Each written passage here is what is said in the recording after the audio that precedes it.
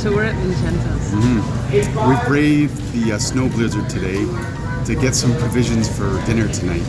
Because you can't live through a snowstorm without salami. No, you can't. Or mortadella, or cheese, or olives. So, I don't know if you've never heard of Vincenzo's. It's basically where all good dreams come from. The dance with sugar, plum, berry, all that.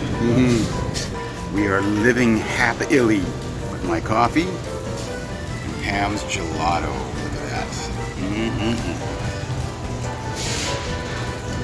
I'd say she's living happily.